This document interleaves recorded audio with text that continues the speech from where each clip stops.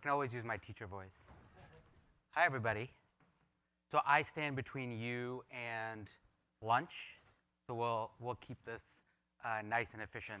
First of all, I want to thank the DevOps folks for having me. The reason I'm here, so I was a science and tech advisor. I was not the science and tech advisor. John Holdren was the president's science advisor.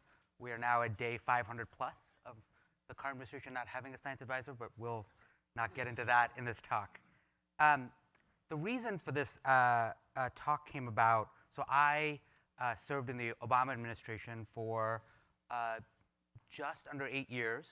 I came in as a fellow into government. It's a great way to get into government. And when I started, I didn't really have a job description. So I showed up in the early days of the Obama administration.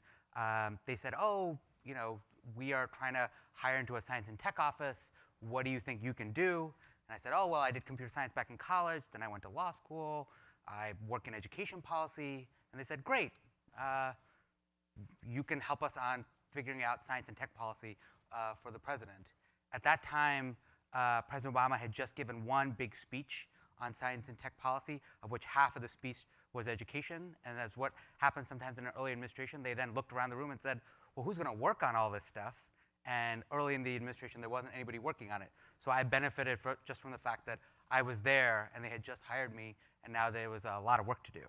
So this is, on the bottom side, this is me super early on. As you can see from the president's hair, this is early in the administration. So this is me very nervously sitting, you know, like, as you can see from the, like, where I'm sitting in the couch.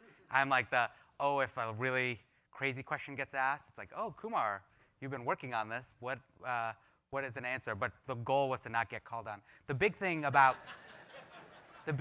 working for President Obama is he's the one politician I've ever worked for out of many who always reads all the paper that's given him. So usually when you're presenting to a sort of senior person in the political world, you know, you write the paper, but you're really writing the paper for everyone around them. They all read it. But in the room, they're like, so what's happening? And you're like, oh my God, I have to start from scratch and present the whole thing. And he always read all the paper. So he would say, so what else do you want me to know? And you're like, well, I put it all in the document. So this was, what I wanted to sort of cover was my time in the administration and some of the lessons we learned about how to get work done inside the administration. And part of the way I would sort of describe it is, you know, the White House itself is 1,400 people. The federal government is 2 million people. And it is the biggest thing that people realize when they start in the organization is, well, how do you actually get anything done, right? You show up, and the magical way people think about it is, well, the president will give you a task, and then you will go out and do it. And you know, I showed up, and I was like, well, I haven't gotten any explicit assignments where someone has said, here's what you're going to work on. So how do you actually build a team, and how do you actually get work done? So I wanted to just list some of the things that I got a chance to work on over the 8 years, and then sort of unpack how our team sort of went about building some of these initiatives. So I worked a lot on science and tech policy. I worked a lot on how do we get more kids, especially more diverse sets of kids and girls, interested in science and tech, get them STEM education and ed tech. So these were some of the initiatives that we sort of put together. Getting 100,000 math and science teachers trained over 10 years, creating the White House Science Fair, a campaign to get lots of companies and foundations interested in investing in STEM that got over $1 billion of direct and philanthropic commitment, a big computer science for all initiative to get every kid access to coding and computer science literacy, and then a big push to get broadband into schools. So this was just a handful of the kinds of things that we worked on. You know, our team of 25 touched everything from space technology to the future of advanced manufacturing, to biotechnology and CRISPR, to social and behavioral sciences, the maker movement, and a bunch of other things. So we covered a lot of ground in a science and tech office, but I wanted to just sort of talk through some of these initiatives and how we sort of put them together. So the reason why I got invited to this talk is, you know, I didn't do Twitter when I was inside the administration. It's an easy way to get in trouble. One of the first things they sort of tell you is the Washington Post test, which is imagine whatever you're saying on the front page of the Washington Post. I would say in the current political environment, you see that test happening all the time. So it's not an idle question, but we sort of stayed a little bit less visible on social media. But I started a Twitter account, and one of the things I've been doing since I left the administration in January of 2017 is just talking a little bit about the ways that we worked and what were some of the lessons. And so this was a post I put up that went viral, and I did not expect a whiteboard that I had over my desk to go viral on Twitter, and then that's what led to this, which is it led to the like thousands of comments. And what was interesting was people resonated with various things on this board around things that connect to their own work life. Now, this is a little, given the size of the screen, it's a little small, so I'm not going to expect everyone to be able to read it.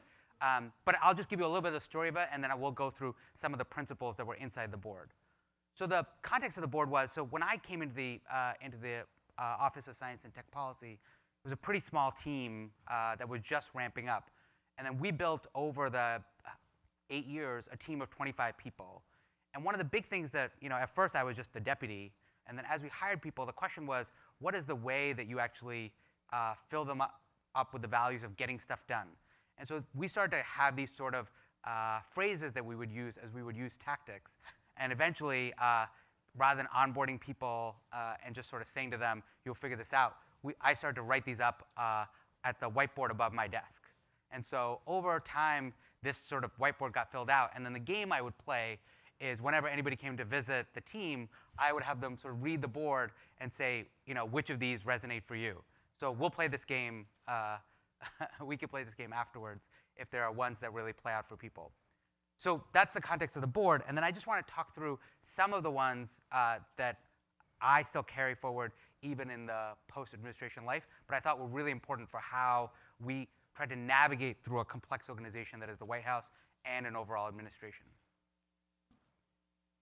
So the first one, and all of these I will warn you, kind of sound like mantras or obvious truisms that don't give you a lot of help. So it's not to say that this is, this will be like the thing that you can use immediately. But these were things that we sort of brought up again and again as we worked as a team or with others.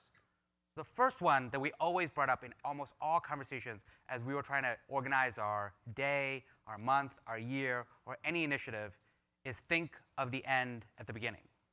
I know this sounds kind of obvious, but all the time I will have somebody on our team come and present to me, and they'll say, oh, I'm going to these 4 meetings. I'm helping make this document better. I'm part of this process. And I'll say, okay, let's just start with the first thing. What is your goal in going to that meeting or going to that conference or doing that thing? And they'll say, well, I was invited. I figured we should talk about what we're working on. That's weak. That is not a good reason to do anything. So one thing that we always sort of said is like, why don't you actually write down what are your goals, your personal goals and your goals of a team, and then map what you're working against them. So one basic thing we would say is we would just say, write down your goals for the next 6 months. Things you already plan to work on, new things you want to work on, and then, then we'll meet as a team and talk through your things. And then when you're trying to build out your day, how much are you making progress? So think of the end at the beginning. This was also super useful is when you're trying to build out an initiative. So all the time in policy world, people say, more of X is important. We need more science funding. We need more work on getting low-cost satellites into space.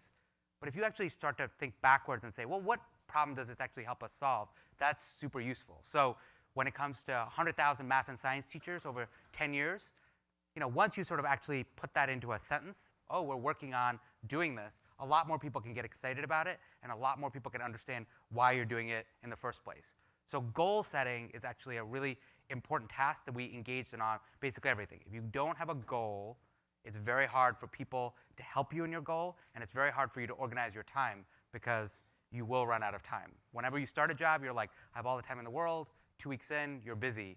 So what is the goal? The second one that we always sort of said was, people all the time, I have this in work that I do now, say, so can you give me a job description? Like, what is it that I'm going to be doing? And I always say to them is, I want you to write the job description. And I expect this job description to be wildly wrong in 6 months. Because how often have you started a job where if the job is actually a good job, like you're really liking it, 6 months in, you're doing what they told you you would be doing, right? Because like when you're good at it, you open lots of doors that didn't actually exist and find lots of opportunity. So one thing that we always said was, imagine it's not just the things that you direct. So one of the other things that we had on the board was an entrepreneur is somebody who doesn't feel limited by the things that are directly under their control. So this happens all the time, right? I'll be meeting with a program officer in an agency, and I'll say, tell me about what you do. And they'll say, well, I run this grant program. We wait for Congress to tell us how much money we have to spend. Then I write a solicitation. Then I run it by my colleagues. Then we publish it. Then we give people 2 months to respond. Then I pick a review panel. Then I score it. Then I let the grantees know about it. And then I do a grantee meeting on it. And I was like, all that you have listed for me are tasks. But what is it that you actually do? Right? Are you trying? And if you take a step back and you say, oh, well, actually, what the business that we're in is we're trying to transform higher education so that more kids make it through college ready to do STEM careers. Well, that's actually the job you're in. You have some things that you have direct control over, which is the grant program you run. But there's lots of other things that you could be doing. And whenever I sort of said to them, well, what could everybody else do that could also help you achieve this goal? People have a really long list. They're like, oh, well, if I could get the top 10 university presidents to do this, that would be a big deal. If I could get social media companies to do this, that would be a big deal. If I could get X other federal agency colleagues to do something, that would be a big deal. Well, I was like, oh, you should write down that list of what everyone else could do that could actually help you achieve that goal. Because the amazing thing is, once people actually write down their Imagine If list, some of those people they actually know, but they're like, oh yeah, part of my job could be to call that person and say, I have an idea for how you could help me achieve this goal. And the other one is sometimes somebody else will look at your Imagine If list and say, oh, we know that person. And so all the time, this was a game I played whenever I met with stakeholders, is I would say, like, what do you think we should be doing, and who could we call? And people would say, oh, if you could just get to this person, that would be a game changer. And I would say, well, as long as you could say, if X did Y, that would be a big deal, we could do that. And everybody has that in them. And obviously, it was a little bit easier when you have the White House phone. But I found that, like, all the time, if you actually go to an incumbent organization and you say, I have a really compelling idea. You're talking to Walmart, and you're like, here's something you could do in your retail stores that could have a big impact on the supply chain for green goods, and your idea is specific enough, they'll say, hey, that's interesting. It's getting to that level of specificity that matters. So build an Imagine If list is the second most important exercise we always did with our team. The third, this is like one that I practice all the time, is find your doers. So there's a lot of different ways people talk about this. There's like a logarithmic law of talent that some people talk about, which is that some subset of people end up really driving organizational behavior and sort of stepping up and doing a lot. But I sort of define this really broadly, which is in any space, there are people who are eager to take on more responsibility and really push. And rather than just saying, like, I will randomly find those people and maybe work with them, you should actively go recruit them. And I love from the previous presentation of like, oh, I'm going to do a meetup, and come help me. Because whenever you do those kind of steps, you unearth lots of doers that will help you drive on it. And in any problem space that you want to engage in, there are doers out there. And one very basic way I used to do this inside the White House is I'm having coffee with somebody. I say, why are we having coffee? They say, oh, I want to tell you about how I work. And I would say, oh, what is a big idea you think we as the administration should take on? And they would they would say their idea. And I would say, okay, write down this idea in a 2-page document and send it to me. Do you want to know how many people can take the next step of writing the 2-page idea? That knocks out 90% of people. Write it down and send it to me. So and then you kind of keep going, right? And you say, oh, you wrote that 2-pager, and somebody was like, hey, if you could get these college presidents on the phone, that would be a big deal. I was like, write the 2-pager. They wrote the 2-pager. I was like, okay, I know half of them, and the other half know. So we'll do the conference call. You organize it. Here are their names. You tell them that I suggested you do the call, and I'll join on the call. But here's what I need you to do. I need to come up with an agenda and what we would talk about and come up with some examples. So they did that. So then we did the conference call with a bunch of university presidents. And then I said, OK, well, they all seemed interested. What do you want to do with that? And they said, well, here are the 4 models I want to pitch them on changing the way they run their undergraduate programs. So OK, why don't you write that? And they kept taking each of these steps, and eventually they were like off and running, right? There are lots of those kind of people, but they're not everybody. And in any space where you want to motivate, you want to put people on that step path. And the ones who are really motivated to make change, you want to open doors for them. You want to keep encouraging them. And so a lot of life and a lot of the job involved finding those doers. And then I also say this as a personal thing, be a doer. If you are passionate about an idea, write it down, follow up. And when somebody says, here's the next step, do you want to take it? Take the next step. Because tons of the ideas, a lot of those initiatives that I listed came out of someone else's head, right? Somebody said, hey, this would be a big deal if you guys, like I remember when the first meeting I had where somebody said, oh, if President Obama launched a computer science for all initiative, that would be a big deal. And I said, well, why don't you write it down and tell me what's happening right now and what you would do? And it took a bunch, and we had to do a bunch of work internally to make that a real thing. But they took that first step. Or getting broadband to 20 million kids. I still remember, so one of my tactics inside the administration was I would just call up people I thought were smart and say, what should we be doing that we're not doing? So I called one of these people, and this person had worked previously in the administration. And he's a smart guy, and he's doing lots of interesting stuff. But like once I asked the question, he was like, oh, well, I actually have 3 ideas that you guys should be doing. And I was like, my phone is like right here. You could just call me. And so I said, OK, why don't you write it down? So he sent me his idea. And it was a very tangible idea for how we could restructure the E-rate program, which is a program inside FCC, to make it much more broadband focused. That idea we then put into the larger policy process of the administration. And 9 months later, there's President Obama launching something called ConnectEd, which has now led to a $10 billion investment in K-12 schools, which is letting 20 million kids have access to broadband. And that was that person's idea.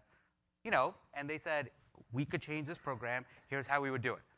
And the big part is that the first time I said their idea to other people, including some of the key agencies, they said, I think this might be the classic answer. I think this is both wrong, illegal, and I don't have time for it. It's like the triple threat. And I said, OK, why don't you at least go to your, it's like the classic thing where we would say, well, why don't you look into, you have these 3 objections. Why don't you ask your counsel about it? Why don't you figure this thing out? And eventually, like a lot of the things were just, they hadn't looked at this program for 15 years and had been running on autopilot, and it was fixable. So find your doers. The next one, and not everybody sort of faces this, but you face this all the time inside the White House, which is how do you get traction for your ideas? I wrote the 2-pager. I want to get going, but everybody says, like, we have a long to-do list right now. We don't have time for your new idea. How would we add your new idea to this long to-do list? And so I think one really important skill set we always had for our team is how do you get traction on something?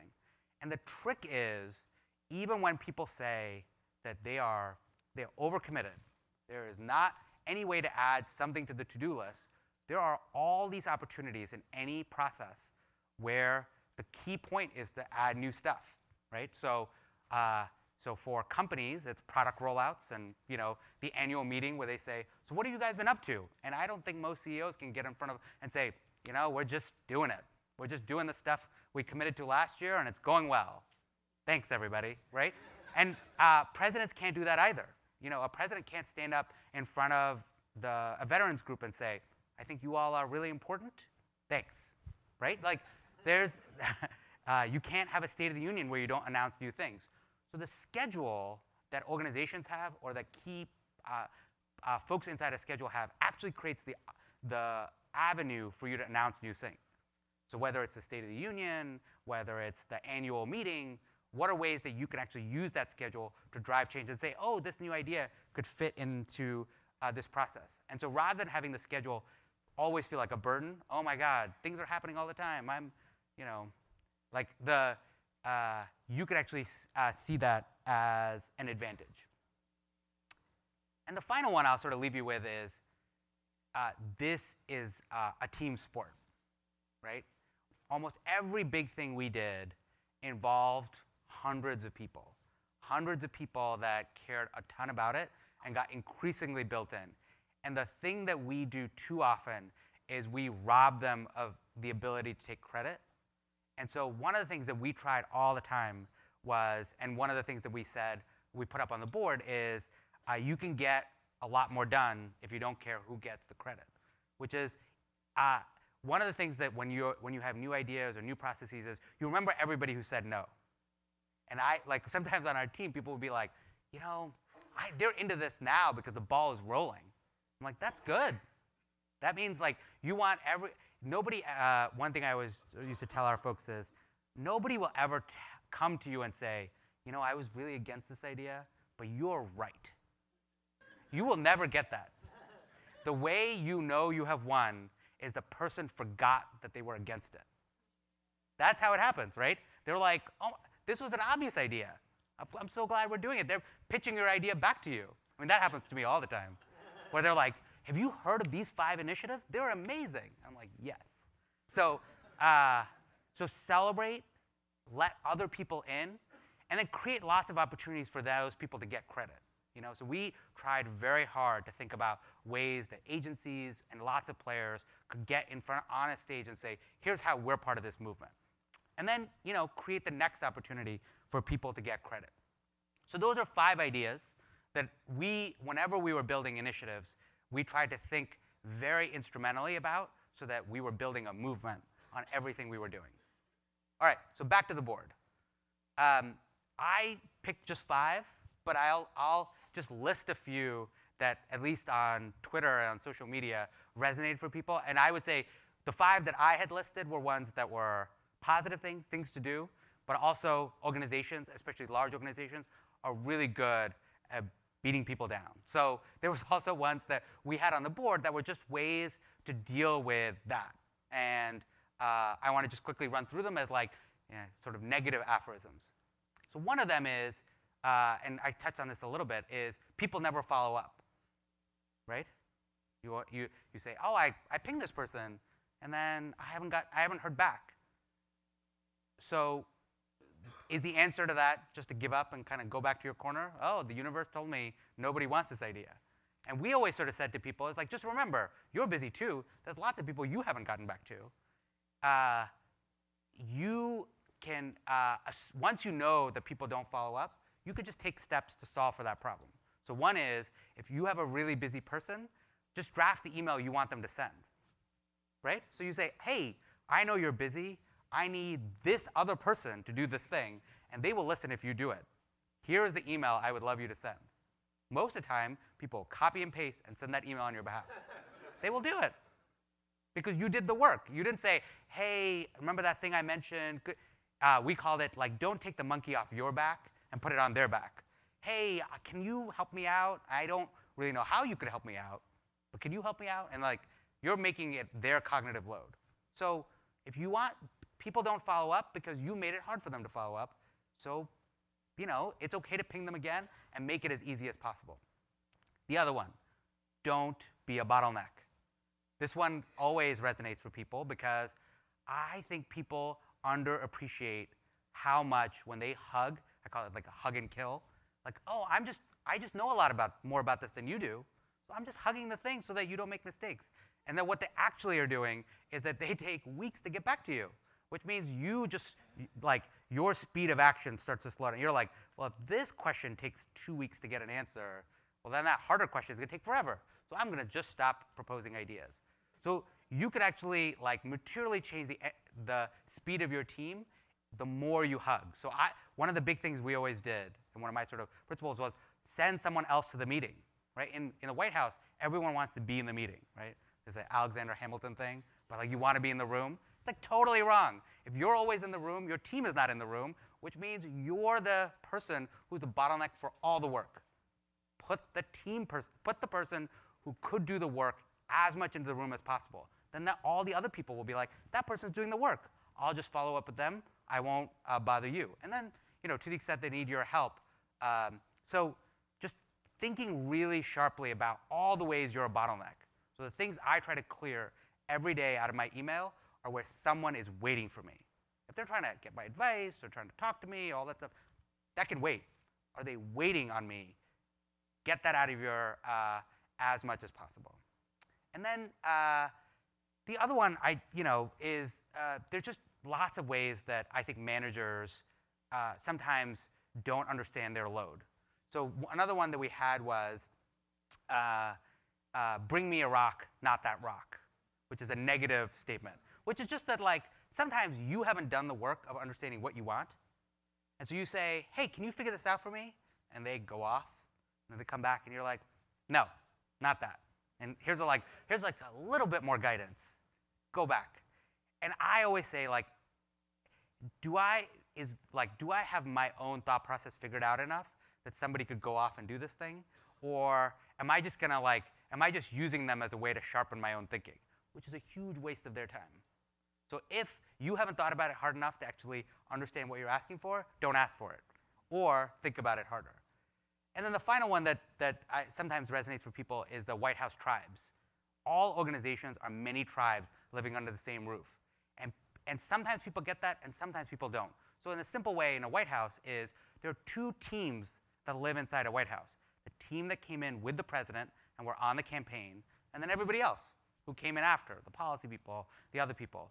And they have totally different ways that they relate to the boss, and they have totally different ways of the way they relate to politics. So I'll give you an example. We were proposing a big initiative on science and tech for rural America. We had all these things we were going to roll out. And I had to go to White House Communications and sell them on this whole event that we were going to do. Do you know what actually sold them on the event?